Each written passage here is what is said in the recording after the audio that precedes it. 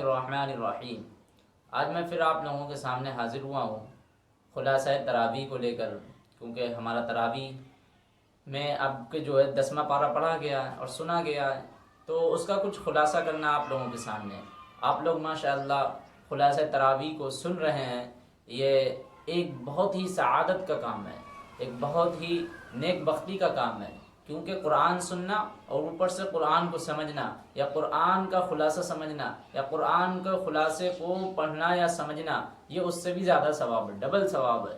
ایک قرآن کریم پڑھنے کا ثواب ہے، ایک قرآن کریم سمجھنے کا ثواب ہے۔ تو اللہ کرے ہم لوگوں کو اور ہر بار ہم لوگوں کو جو ہے خلاصہ تراویح کو سننے کی اور تفسیر سننے کی اور تفسیر سمجھنے کی توفیق عطا فرما دے۔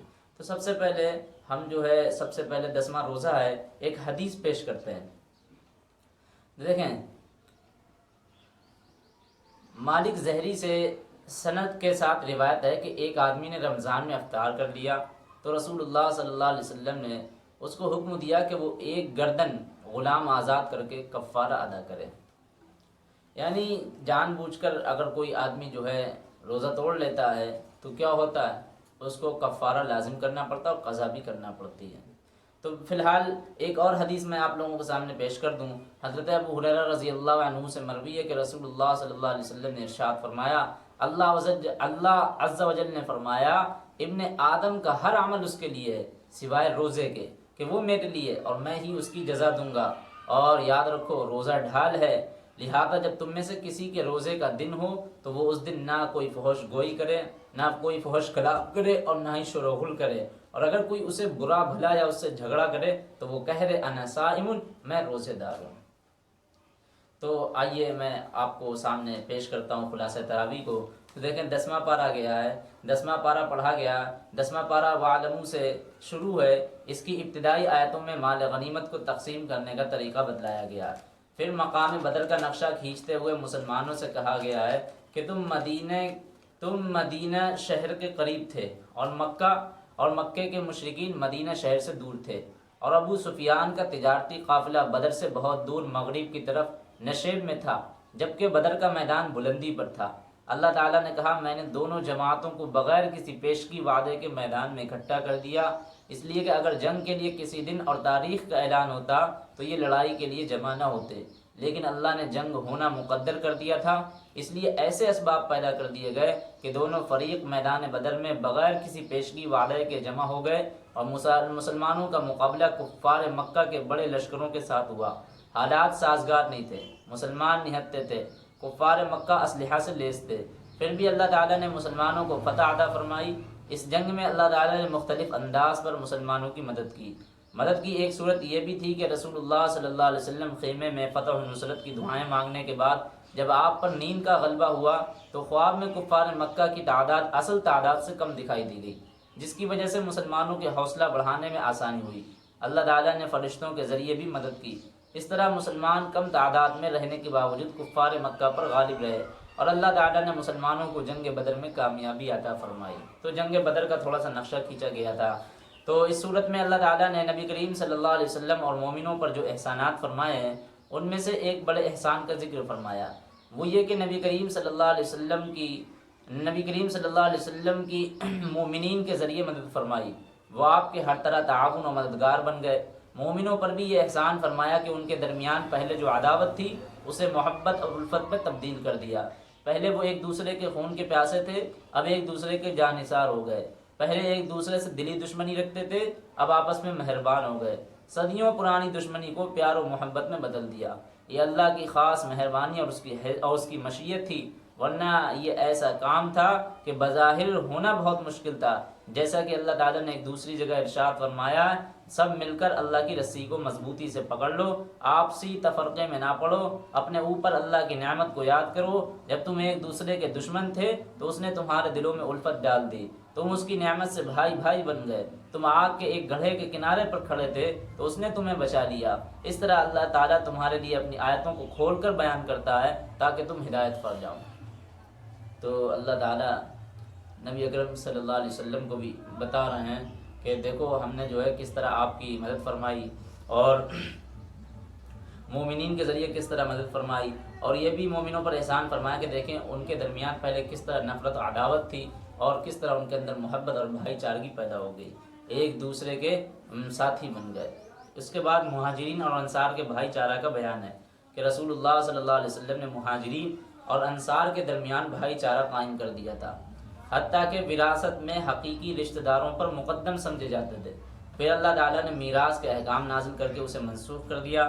اللہ تعالیٰ نے قرآن کریم کی بہت سی آیتوں میں مہاجرین اور انصار کی تعریف کی ہے، جیسا کہ اللہ تعالیٰ نے ارشاد فرمایا مومن مرد اور عورتیں ان میں سے بعض کے دوست ہیں، وہ نیکی کا حکم دیتے ہیں، برائی سے منع کرتے ہیں، نماز قائم کرتے ہیں، زکوٰۃ دیتے ہیں اور اللہ اور اس کے رسول کا حکم مانتے ہیں، یہی وہ لوگ ہیں جن پر اللہ ضرور رحم کرے گا، بے شک اللہ سب پر غالب اور کمال حکمت والا ہے۔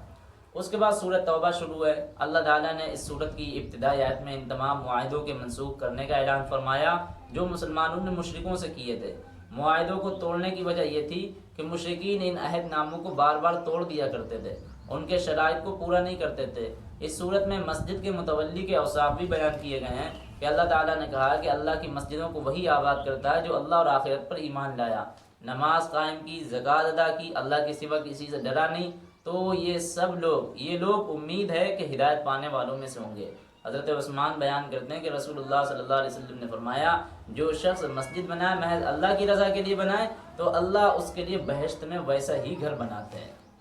اور حضرت ابو ہریرہ رضی اللہ عنہ بیان کرتے ہیں کہ رسول اللہ صلی اللہ علیہ وسلم نے بھی فرمایا ہے کہ اللہ کے نزدیک سب سے محبوب جگہ اگر کوئی ہے تو مسجد ہے اور سب سے ناپسندیدہ جگہ بازار ہے۔ پھر اللہ تعالیٰ نے مسلمانوں کو تعلیم دی کہ کعبہ یا کسی بھی مسجد کی تولیت اور آباد کاری مشرکوں کے لیے مناسب نہیں ہے۔ کعبہ خالص طور پر اللہ کی عبادت کے لیے بنایا گیا، اسی طرح دوسری مسجدیں بھی اسی غرض سے بنائی جاتی ہیں، لیکن یہ مشرک بیت اللہ میں بھی اللہ کے ساتھ دوسروں کو شریک بنایا کرتے تھے۔ مشرکوں نے بیت اللہ میں 360 بت رکھ دیے تھے۔ رسول اللہ صلی اللہ علیہ وسلم نے فتح مکہ کے دن بیت اللہ کو بتوں سے پاک کیا۔ اس کے علاوہ بیت اللہ مشرکین مکہ فحاشی کے کام بھی کیا کرتے تھے، کیا مرد کیا عورت سب ننگے طواف کرتے تھے۔ ان کی نظروں میں بیت اللہ کے احترام کا کوئی تصور نہیں تھا، یہاں تک کہ وہ پوجا کے وقت سیٹی بجاتے تھے، تالیاں گاتے تھے، گانے بجانے کرتے تھے۔ اللہ تعالیٰ نے کہا کیا ایسے لوگ مسجد کے متولی ہو سکتے ہیں؟ اس طرح اللہ تعالیٰ نے یہ واضح کر دیا کہ ایسے لوگ مسجدوں کے متولی نہیں ہو سکتے۔ لیکن اس بات سے ایک جو سبق ملتا ہے وہ بڑا اہم سبق سیکھنے کو ملتا ہے کہ جو ہمارے مسجد کے متولی ہوتے ہیں، نہایت غلیظ ترین آدمی جو ہے مسجد کے متولی ہمارے ایریوں کے بنا دیے جاتے ہیں۔ وہ مسجد کے متولی ہوتے ہیں جن کو کچھ آتا نہیں ہے، جن کو کچھ جاتا نہیں ہے۔ اسی طریقے سے اللہ تعالیٰ نے دیکھیں یہاں پر بھی کیا بتایا کہ وہ مسجد کے متولی نہیں ہو سکتے جو کوئی احترام ہی نہیں کرتے ہیں، تو کعبے کا کوئی احترام ہی نہیں کرتے ہیں، ننگے طواف کر رہے ہیں، فحاشی کے کام کر رہے ہیں، مطلب کوئی بیت اللہ کا ان کے احترام کو کوئی تصور نہیں تھا، ایسے لوگ مسجد کے متولی نہیں ہو سکتے۔ لیکن آج کل جو ہماری مسجدوں کے متولی ہیں یا ذمہ داران ہیں یا صدر ہیں تو ایسے لوگ ہیں جو امام صاحب سے بدتمیزی کرتے ملیں گے، امام صاحب سے منجوری کرتے ملیں گے، مؤذن صاحب کو جو ہے اور بڑی بدتمیزی سے، نہایت بد اخلاقی بدخلقی سے ان کے سامنے پیش آتے ہیں۔ ایسے ہمارے یہاں کے متولیوں کے اوصاف ہوتے ہیں جو صرف متولی مسجد کے بن جاتے ہیں، ایسا لگتا ہے خدا کے بہت بڑے کوئی قریبی بندے بن گئے ہیں۔ اس لیے عزیز ساتھیوں، متولی ایک ہونا ایک اچھی بات ہے، لیکن اس کے ساتھ ساتھ میں ایک اخلاق اور کردار اور اوصاف یہ ہونا جو اس کی متولی کو چار چاند لگا دیتی ہے۔ اس صورت میں کفار مکہ کے ایک سوال کا جواب بھی دیا گیا ہے۔ وہ کہا کرتے تھے کہ مسلمان اپنے آپ کو اچھا کہتے ہیں اور نیک کام کرتے ہیں، تو ہم بھی حاجیوں کی خدمت کرتے ہیں، انہیں پانی پلاتے ہیں، انہیں کھانا کھلاتے ہیں، نیز مسجد حرام کی مرمت کرتے ہیں، حرم میں روشنی وغیرہ کا انتظام بھی کرتے ہیں۔ اللہ تعالیٰ نے یہ جواب دیا جب تمہارا اللہ اور آخرت پر ایمان ہی نہیں ہے تو تمہارے سب اعمال رائے گاہ ہو جائیں گے۔ اسی طرح دوسری نیکیوں کا دار و مدار ایمان پر ہے، اگر ایمان قبول نہیں کیا تو دوسری نیکیوں کا کوئی اعتبار نہیں۔ اس کے بعد غزوہ حنین کا ذکر ہے کہ نبی کریم صلی اللہ علیہ وسلم نے جب مکہ فتح کر لیا تو آپ کو معلوم ہوا کہ قبیلہ حوازن کے لوگ آپ سے جنگ کرنے کے لیے جمع ہو رہے ہیں، تو آپ 12,000 مجاہدین کو لے کر روانہ ہو گئے۔ بعض مسلمانوں کو اس موقع پر اپنی کثرت تعداد پر فخر ہوا۔ جب دونوں فوجیں جمع ہوئیں تو حوازن کے لوگوں نے اپنی کمین گاہ سے نکل کر یک حملہ کر دیا، جس کی وجہ سے مسلمانوں کے پاؤں اکھڑ گئے۔ پھر مسلمان واپس لوٹے، جم کر مقابلہ کیا۔ پھر اللہ تعالیٰ نے فتح عطا کی۔ اس طرح اللہ تعالیٰ نے غزوہ حنین میں مسلمانوں کی مدد کی۔ اللہ تعالیٰ نے مسلمانوں کو تعلیم دی کہ کبھی بھی کثرت تعداد پر فخر کرنے کے بجائے اللہ پر بھروسہ کرنا چاہیے۔ اس کے بعد مصارف زکوٰۃ کا بیان ہے کہ صدقات تو صرف فقیروں اور مسکینوں کے لیے ہیں، ان کے لیے جو اس کے کارندے ہیں، اور ان کے لیے جن کے دلوں میں الفت ڈالنی مقصود ہو، اور گردنیں چھڑانے کے لیے اور تاوان بھرنے کے لیے، اللہ کے راستے میں مسافروں کو خرچ کرنے کے لیے۔ یہ اللہ کی طرف سے ایک فریضہ ہے، اور اللہ سب کچھ جاننے والا، حکمت والا ہے۔ اس کے بعد منافقین کا ذکر ہے کہ اللہ تعالیٰ نے کہا کہ منافقین چاہے مرد ہوں یا عورت، سبھی ایک جیسے ہیں، وہ برائی کا حکم دیتے ہیں، بھلائی سے روکتے ہیں، رحمی اور کسی بھی خیر کے کام میں اپنا مال خرچ نہیں کرتے، اللہ کی یاد سے غافل رہتے ہیں، اس لیے اللہ نے ان کو بھلا دیا اور ان کو اپنی رحمت سے محروم کر دیا۔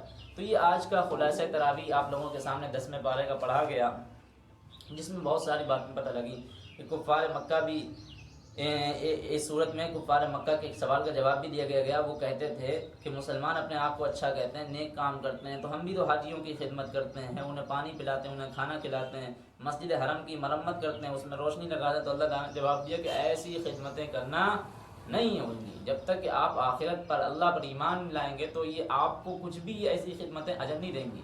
ہاں انسان تھے، انسانیت کے کام کر دیے، لیکن جب ہم اسلام کو مانیں گے، اسلام کے مطابق عمل کریں گے، تو یہی ہمارے عمل جو ہے نا ہم کو ثواب بھی دلائیں گے، اور آخرت میں ہم کو جو ہے باعث نجات بھی بنائیں گے۔ اللہ تعالیٰ کہنے سننے سے زیادہ عمل کرنے کی توفیق عطا فرمائے، آمین۔